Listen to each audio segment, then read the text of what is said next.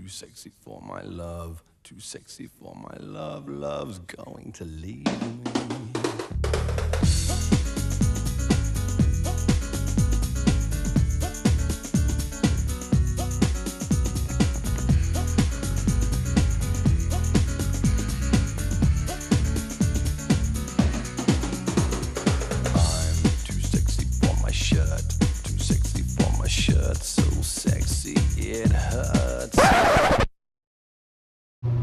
Dara, I thought you were throwing out these shirts. Yeah, well, none of these shirts have been lucky yet, but I'm a great believer in second chances.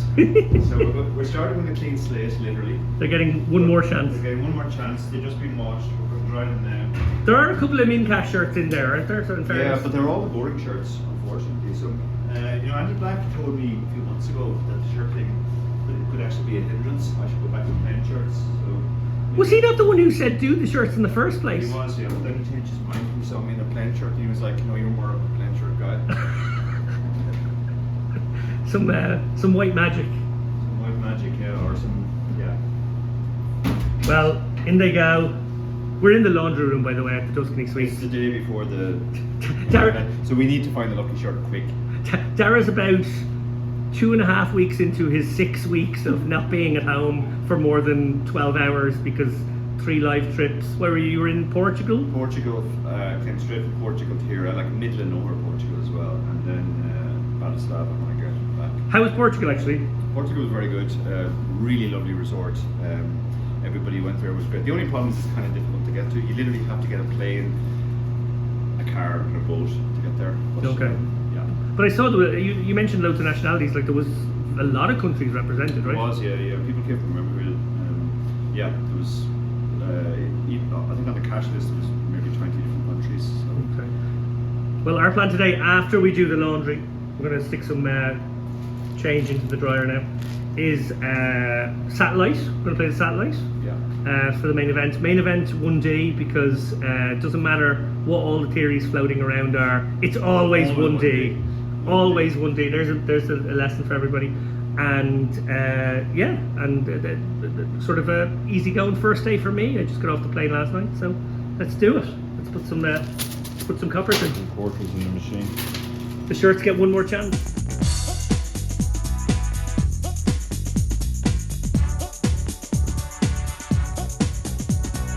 I'm too sexy for your party, too sexy for your party.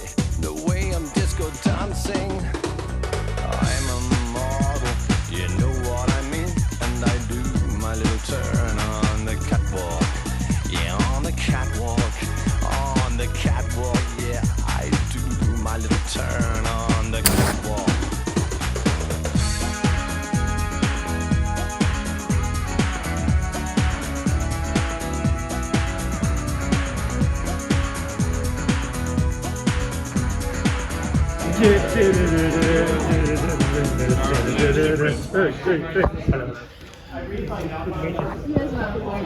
Congratulations, we're going to hang that shirt in the Louvre.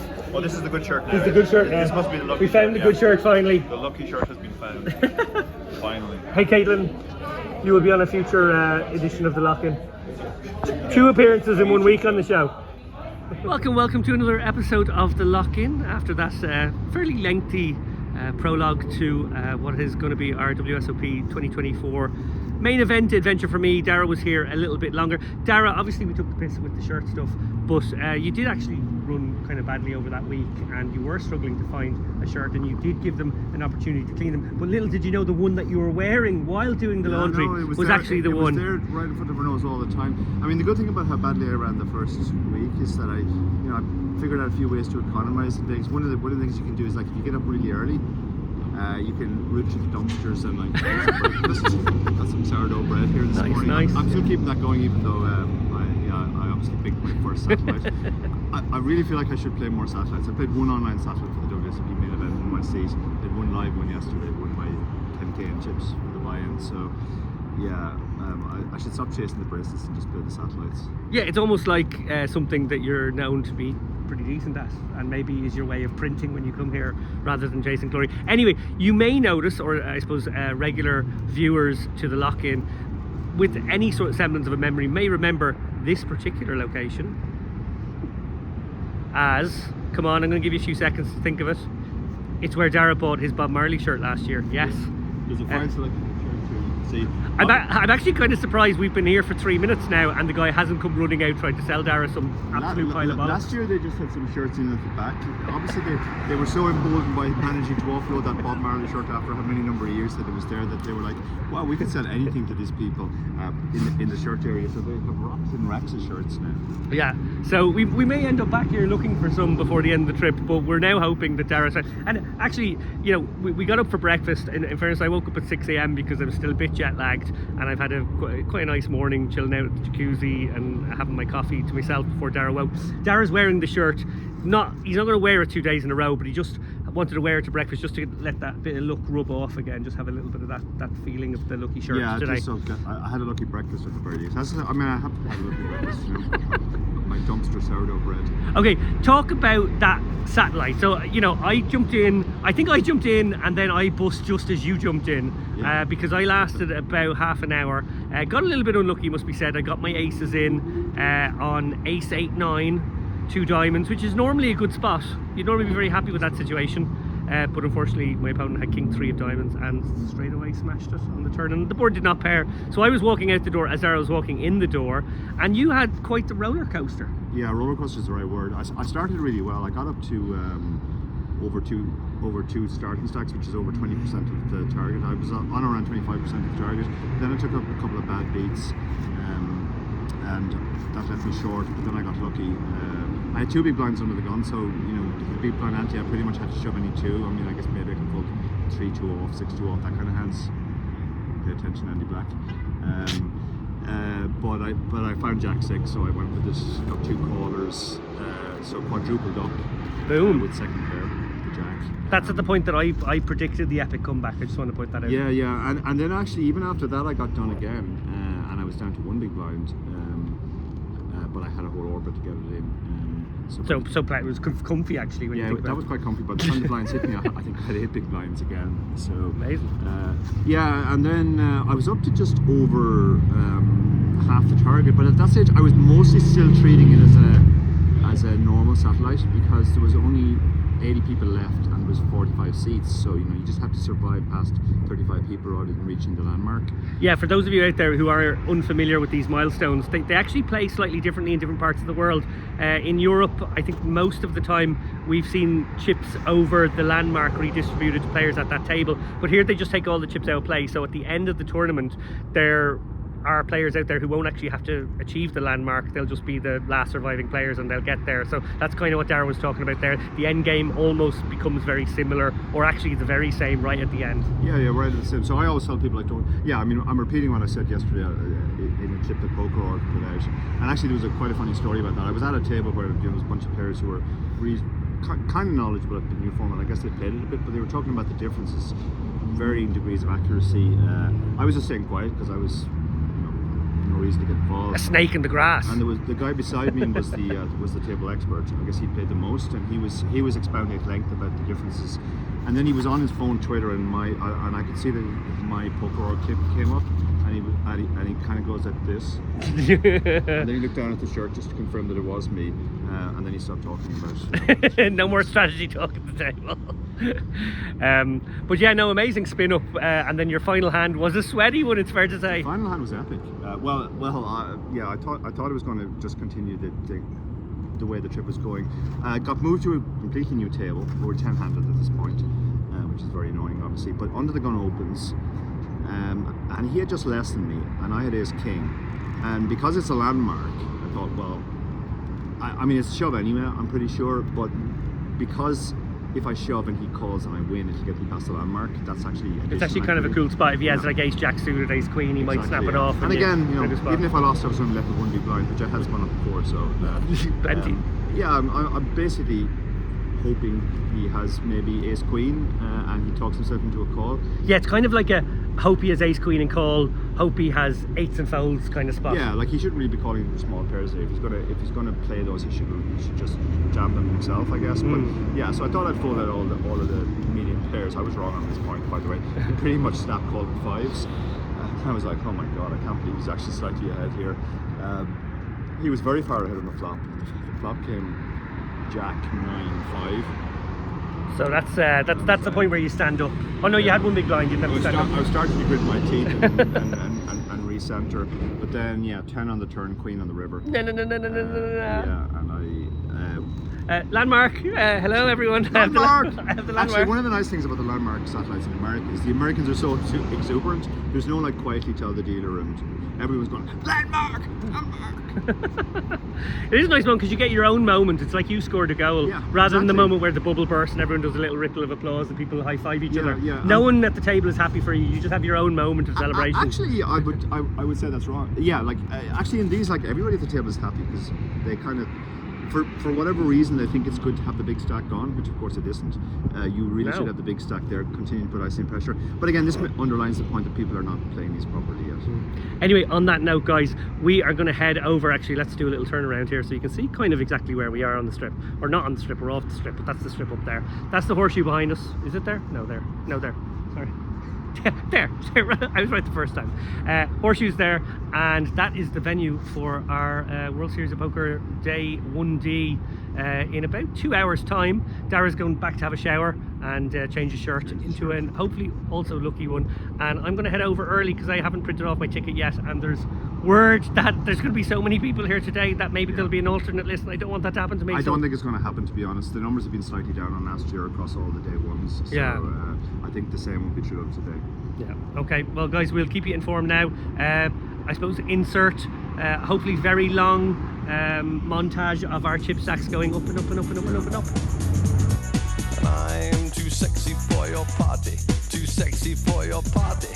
The way I'm disco dancing, I'm a model, you know what I mean. And I do my little turn on the catwalk, yeah, on the catwalk, on the catwalk, yeah, I do my little turn on the catwalk.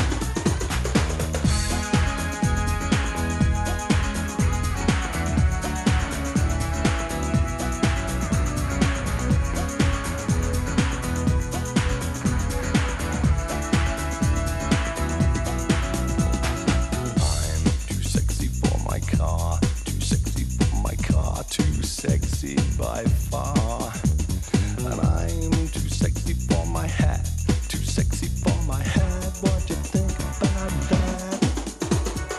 I'm a model, you know what I mean, and I do my little turn on the catwalk, yeah, on the catwalk, on the catwalk, yeah, I shake my little touch on the catwalk. There you have it, guys. That's 2 days of poker in the books for Dara in the main. It was a rough enough sort of first day, very up and down, actually very down in the initial levels, and then obviously recovery. Yeah, I actually got off to a flying start. I got up to 72 in the first 20 minutes, so I was thinking this is going to be the one where I actually build a big day one stack. Actually, I've built a big day one stack a couple of times before, but not all that often. Usually I get through with starting stack or a bit less. So yeah, and then it was just very miserable really, as I just kind of withered down, just kept having the second best hand, found myself as low as 20k at one point. So I was quite happy to rally back to almost starting stack near the end, and then I lost a few pots which pegged me back to 52k. But overall I was very happy. Really tough table, toughest day one table I've ever had. Yeah, that was nasty. Yeah, Jesse Sylvia, WSOP main event final tableist and commentator as well. Not Lucky Chew, Random Chew, the Aussie online phenomenon, WSOP main event winner. Yeah. And Rob Sherwood as well, English pro, who's been playing for as long as I have, and really respect his game as well. And there was a young Canadian kid who was very green but was playing really, really well. I think his name was Jake Hobday, something like that. He played super well as well. And you know, even the weaker players at the table, they weren't very weak at all. One guy splashed around a little bit early on, but then he kind of realised, oh wait a minute, I'm actually at a tough table, so he tightened right up. He was the only guy to actually bust on our table all day, so we played with the same people all day. He got cooler right at the end. He ran kings into Rob's aces.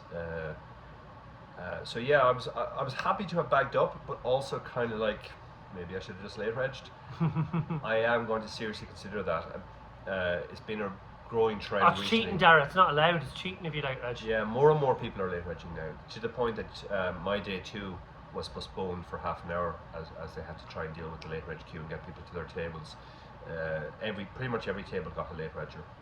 Yeah, astonishing numbers of people coming in late to this one. But again, remember, it's only 7 levels in the main. Now, that seems like a lot of time because it's a day and a half, and day and a half seems like a crazy amount of time to still be able to reg, but it's a 9-day tournament. So actually, in relative terms, it's probably getting to late reg, having your late reg cut off earlier than it would be in most other tournaments relative to the size of the tournament. So Yeah, you're way earlier. Most WSOP tournaments allow at least 9 levels, and some of them allow 12. yeah.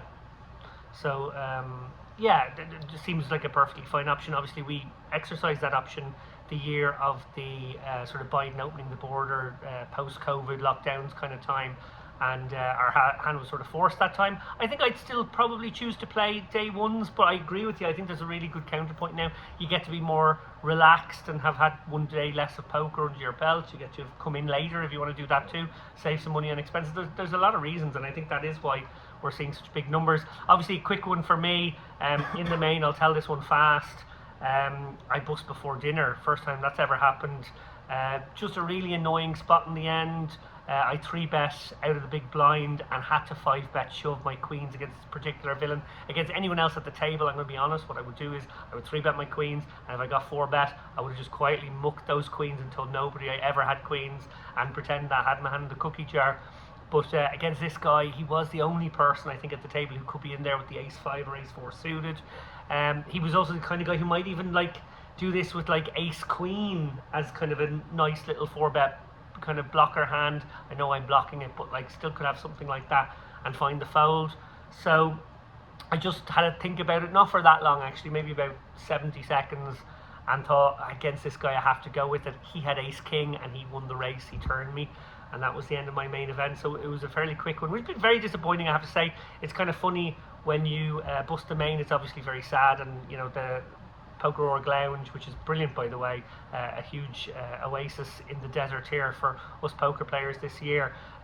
When you're in there, you're sort of seeing people funnel in having bust, most of them obviously after I did, and yeah, nobody enjoys busting the main. It's obviously a very sad day, but at the same time I think I sort of tried to seize the opportunity to get into side events earlier. You know, if you do 2.5 days of poker and then bust, you feel very emotionally attached to that tournament. So it's a weird one, almost like because I bust so early, I was getting an almost FOMO style feeling of like everyone's still reading updates and enjoying it, and I'm already not in that thing, which feels bad. But then actually there's a kind of an opportunity to play more poker that I wouldn't have if I played in it longer. When I started coming to the series, that was even worse, because the WSOP main event was literally the last tournament. There was nothing afterwards, so you couldn't play anything. So most people just tried to get out of town as quickly as possible. Now you can sort of just reassert.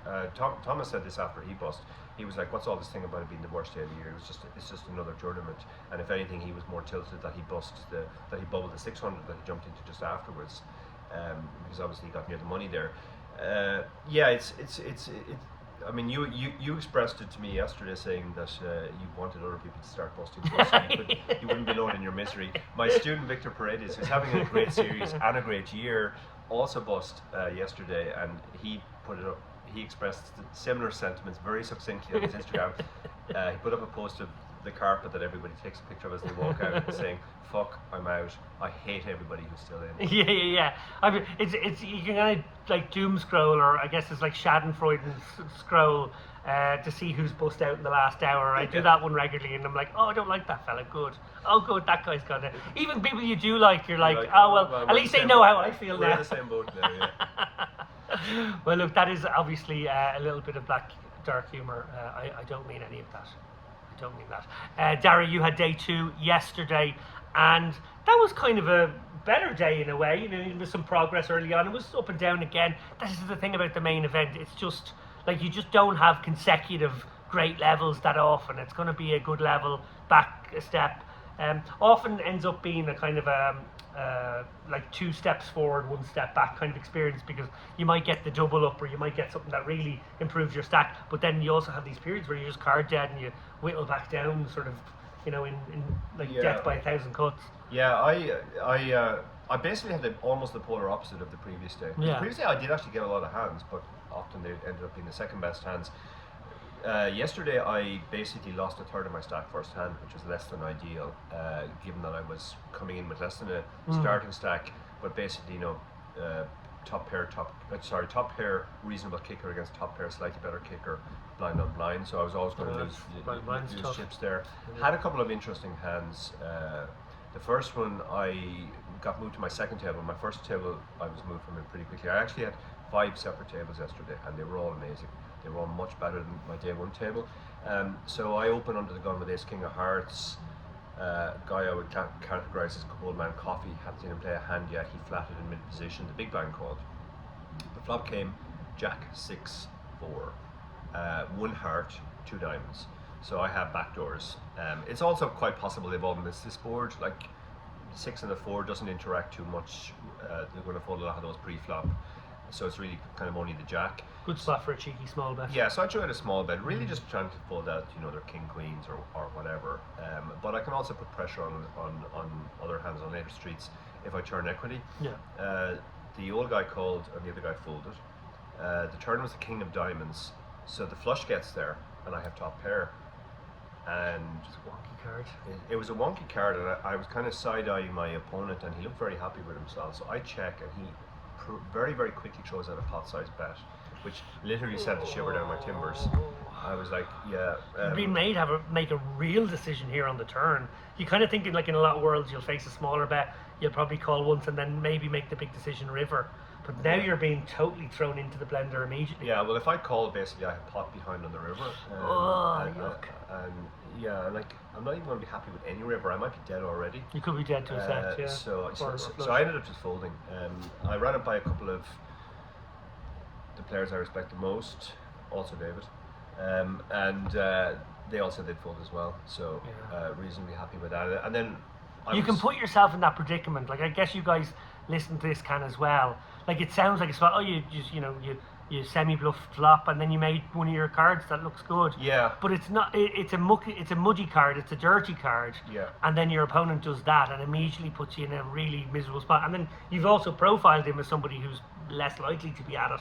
Yeah, so it's actually grim, and I actually think it just makes a lot of sense to make a very nitty fold. Yeah, it's probably not even that nitty. I think when you talk to a lot of recreations, they can't even consider folding there when they pick top pair, top kicker. They probably bet it again, actually. Yeah, but when you talk to pros, they're like, they immediately see the problem. And they're like, yeah, I guess I just fold now.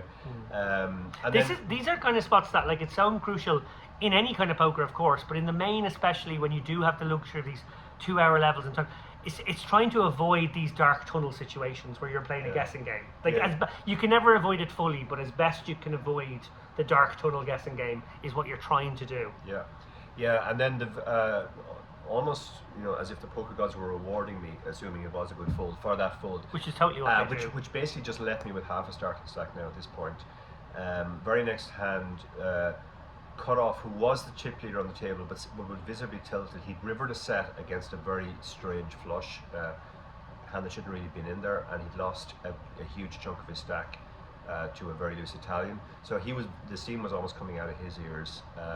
He opens the cutoff and I had 5s in the big blind. I thought about shoving because at this stage I only had 30 big blinds, and I can get a lot of stuff to fold, and if not, well, I'm going to realize my equity with 5s. Yeah. I'm going to see all 5 cards. But in the end, I decided to just call, take the lower variance approach. The flop came 9-5-3 with 2 diamonds. I checked, he bet, I raised, and he called. The turn was an 8, so 6-7 gets there, but I'm not too worried about that so much. Anyway, at my stack depth, we're not going to see monsters under the bed. Yeah. I bet geometric to try and get the rest in on the river. He called again. So you're really assuming he's got an overpair, and that's what we're targeting now. I'm targeting his overpair, or maybe he's 9x. And then the river was. It was a wheel card, which made a straight possible, but again, I'm not too worried about that. He would have had to have called twice with a gutter. Anyway, again, with the stack to pot ratio. So I shove, and he goes into the tank, and he's staring at me. So you're like, okay, call it jacks. Yeah, the Americans do this thing where they go for their read. They try and get their read. They love talking about how I got a read on you. That's the phrase you hear the most often at the table. I got a read. I had a read. You got to go with your read. Okay, so with that in mind, and again, you guys probably listen to this, have been putting this spot in your local casinos or in similar kind of games, maybe. Like, what if the guy's decided he's going for a read, so you know you're going to be like stared at for a minute, 2 minutes, maybe more. What do you do? Do you go into like just put the wall up and look like you're just staring at the same bit of felt? Do you try and act nonchalant, like it doesn't matter either way? Or do you actually try and give off a fake tell, which I think is something people consider doing? Yeah, I went with the latter. I've always done that. In the past, I've got Arna Matern, who is supposedly a great soul reader as well, and Michel Tourniac got them to make really loose calls when I had a very strong hand by just looking weak. So I pulled all the tricks out of the bag, trying to make eye contact but breaking it very quickly, just looking nervous, radiating scared old man vibes. And after a very, very long tank, he eventually called with just ace high, which was... Ace high is actually ludicrous call. Insane call. I mean, obviously, like, there are like backdoor type hands I might be bluffing and they all miss, but it was very, very optimistic. He has to assume that you're like just deciding I'm going to make a mad move here and follow through on it. Yeah. And that's like just really poor for I him. think the well fact, done, because you're there going like I don't want kings to fold. Yeah, He calls with ace queen. He calls with ace queen. I mean, even the turn call, I'm not sure what he was thinking. Yeah, it's a wild. But lovely gift. Yeah. So they were really the two most interesting hands. Most of the day I was just completely card dead. I drifted back down to 40k, 20 minutes to go. Then got a double plus, and actually backed up over 100k. Excuse me. So I was very, very happy with that. Doubled my stack over the day. Still short relative to the field, but it's still 40 big blinds. But so not that short either. Like, average is probably like what, like 180 or something. Yeah. So it's like fine. Yeah, half. If I get a double up, I'll be above average. It'll be the same approach again. Just be prepared to be patient for long periods. The last level was particularly frustrating once I got the double. For 90 minutes, I looked down at cards of different suits that weren't paired, that didn't even add up to 11 most of the time. So there was literally nothing I could do. I did go for one or two light opens, thinking I'd get more respect, but every time I ran into it. So yeah, very frustrating 90-minute period. But again, the main event, such a good structure. If you're prepared to be patient, you can just wait. Yeah, you really can. Speaking of frustrating periods, I obviously have been in side event grind mode for the last couple of days. I played the 1k. I think I had my aces cracked in that one. I think I played the 600 the next day. I had my jacks loose to sixes. I was telling Dara all these bad beat stories, which obviously nobody wants to hear. You don't even want to hear this. I don't remember them. Doesn't even remember. I don't even remember. I had to kind of like, I had to make them up. They're probably not even the same ones. But I was I was telling Dara these, and he was like, oh, this is how I ran for the first week. And I was like, okay, head down, just keep going. And finally yesterday, I spun up a stack in the 600 Ultra. Probably one of the smallest tournaments I'll play this week, but it's still a tournament that could get you a bracelet and get you a deep run, so we'll give it a go. Made a decision that I was just going to actually do a bit of writing at the table, play a 600, not like take it too seriously, not be trying to get into too many pots, see what happens, get a bit of writing done on the side. And every time I looked down at a good hand it held, and we spun up a stack to about 400k at one point, and then we're getting kind of close to the bubble, and I lose in installments to all these late regging motherfuckers again, who are cheating. Remember, they're cheating by late regging. All these guys came in with 10 bigs and all won their little spin up attempts against me. So suddenly I'm now the short stack and I'm fucked, and I'm like, God, this is bullshit. Yeah, it is cheating actually. Don't like this anymore. But then finally the rot stopped, and I think I blind v blind won with king 7 against ace 2, and then I had aces twice in 3 hands, which was very exciting. I had kings as well down the home stretch. So we managed to bag in the money in the 600. That's my day, not the 10k main, which I'd love to be in, but the 600, where I have an average stack going back with probably about 800 of the 6,500, 7,000 left. So that's my day, fingers crossed for that. But we'll be much more focused on Dara's main event day today.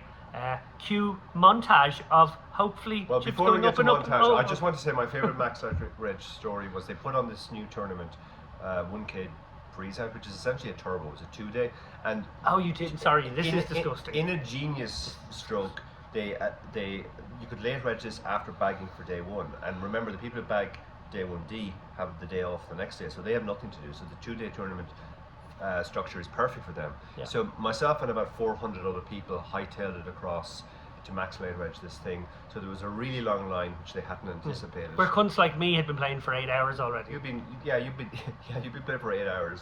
You went back and you predicted With not much more than a starting stack. and you predicted what was going to happen, and it did come to pass. Before I even got into the tournament, David was walking away shaking his head, muttering aces versus ace queen. Aces versus ace, actually that was a pretty nasty one. When Aces against ace will queen. it end? I got in, we were so near the money. It was like I ridiculous. tagged him in. It was like I tagged him into the Yeah, tournament. we were so near the money, it was ridiculous. I think there was about 500 left, and they were paying 214.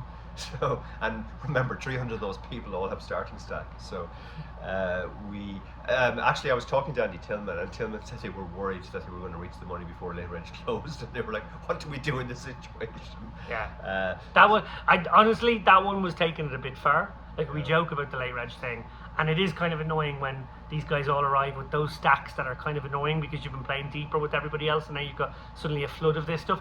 Again, it is the rules, so you can take advantage of it, and actually we probably take advantage of it as much, if not more, than most.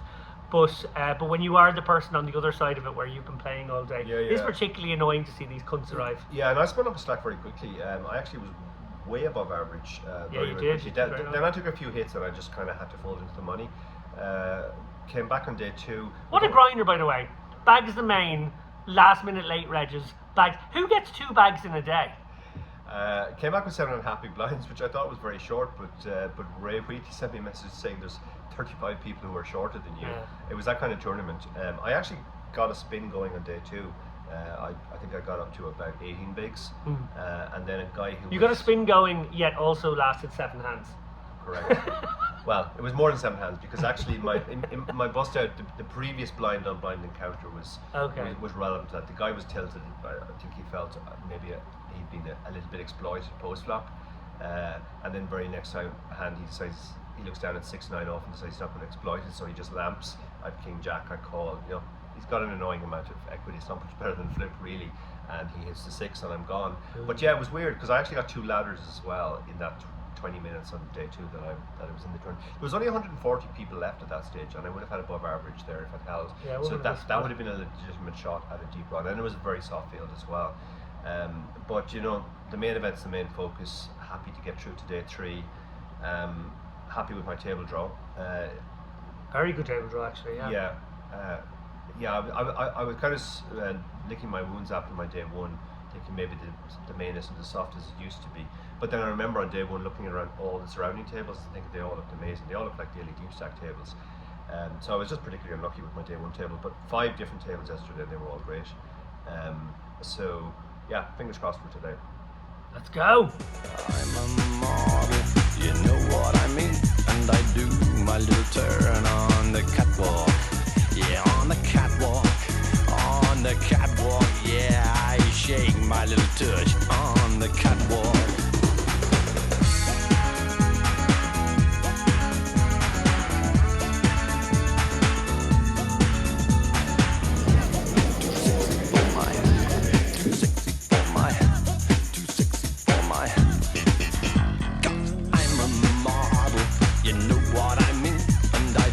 My little turn on the catwalk. Yeah, on the catwalk. Yeah, on the catwalk. Yeah, I shake my little tush on the catwalk. I'm too sexy for my cat. Too sexy for my cat. Poor pussy cat. I'm too sexy for my love. Too sexy for my love. Love's going to leave me. What a man. Grinding, battling, dodging, weaving, Withering. head-eyeing.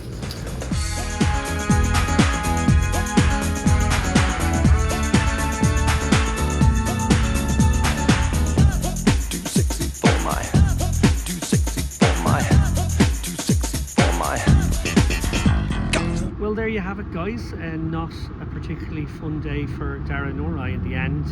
It was a day full of hope. initially anyway. I'll get my sort of side event story out of the way first. I went back with 400k or so in the ultra, immediately ran really well, managed to get that up to like 2.3 million inside maybe 2.5 hours, feeling like this could be a good shot now suddenly, with like 300 or so left. But then unfortunately didn't run well for about half an hour, and in those kinds of tournaments with the half-hour clock, you need to just run well over and over and over again until you actually make the final table, and that's not what happened. So I bust out in 200 something for about 4 buy-ins. At least I'm on the board, at least there's evidence that I was physically here this summer with a week to go. But much more importantly, let's talk about Dara and what was a very, very disappointing end to the day. Dara, maybe talk about the early part of the day first, which wasn't so disappointing. Yeah, I did actually chip up quite a bit early on, and it was starting to look very good for a while. My table, I was actually high carded away from my table almost immediately, which was actually very sad because it was maybe the softest table I was been at that point. I got moved to a tougher table. I kind of drifted back, and I was down to about 40k, but then I got a full double and then some. And then I got moved to a table with Monica back, my study partner. She had absolute chunks and she was playing really well, but it was a tough table. It was a very good Spanish reg there, there was a very good American reg. So I was glad when that table broke and they moved us all across to Horseshoe. I was pretty sure my table was a good one as soon as I arrived, because the entire table were talking about slots and their strategies for slot machines. That's nice. Well, this is very different from the tables I played for so far. It was mixed. There was some good players, some bad players, but yeah, it wasn't a table that I could have complained too much about at this stage of the main event. I kept sort of getting up and then drifting back, getting up, drifting back, and then just after the last break of the day, I did actually get all the way up to 132, and I know some people at home said afterwards they thought I was a lock to cash, but it doesn't work like that in this tournament, because I basically went, excuse me please. Bless you. Sorry. I went card dead for... See, that's real. We're keeping this in because this is authentic. That was the... a real sneeze. That wasn't like a Hollywood sneeze. Yeah. So I basically went carded for an hour. Didn't even have any tempters to open or anything, or indeed reshove. So I drifted back from 132 down all the way down to 63, and I knew we were still more than an hour away from the bubble. It's happened we were even further than probably that. 90 minutes or something. I'm going to blind out of the tournament unless I find a spot. Found what I thought was pretty much the dream spot. I shoved queens. Gift from the gods, really, at that point. Yeah. At a time when the whole table was talking about how tight I was and how they'd hate to pick up kings if I shoved, so I didn't think I was going to get called light, but I got snap called by the let's kindly characterize him as the table drunk. He was far more interested in getting as many beers into himself as possible. He was double fisting the beers, having a good time obviously, which is well within his rights. He snap called. I initially thought, given the table talk, might be behind here. Aces. Or ace king, maybe, kind of, you know. The first card I saw was an ace, so I was like, well, that's not good. But the other card was a queen, so I was in very good shape initially until, again, first card out from the flop was an ace, so now I'm down to 1 out. Didn't get there. That was 100 from the money. So yeah, it was particularly painful. It was also, I have to say, pretty shambolic. There were no servers going around. I'd been sitting there for just over an hour. Trying to get water, wasn't able to get water, didn't want to leave the table obviously at such a crucial point. So I think they get really paranoid about anybody, like if your friend wants to go to you or the server's getting in, they're just like, no, it's players and staff only, and it's kind of not necessary. Like I get it on the direct bubble, and we did see that this morning, by the way. We're recording the next day. I saw that this morning when we sort of railed the bubble, but we couldn't really rail it. They make it impossible to rail even from a distance. Now I get why you don't want non-players getting in people's way at that crucial time where, you know, dealers are standing up and they're having to do the whole thing. But this is an hour before that was going to happen. It wasn't even going to happen that night. Yeah, absolutely. And so mindful of the lack of water situation, I immediately went to the other room to see how my friend Paulina was doing, and she immediately asked me to get her water. I couldn't even find a server to give me water, so I had to go back all the way to the hotel, to the convenience store, buy a bottle of water. And when I came back again, like David said, very overzealous security. They wouldn't let me in. They were like, "Are you a player? Are you media?" And I was like, "I'm just bringing this bottle of water to a player." And they were like, "No, out, out, out." So you're not going to win an argument with a guy like that. So I just went around the other side and walked in purposefully as if I was a player returning to my table. That security man fell for my bluff.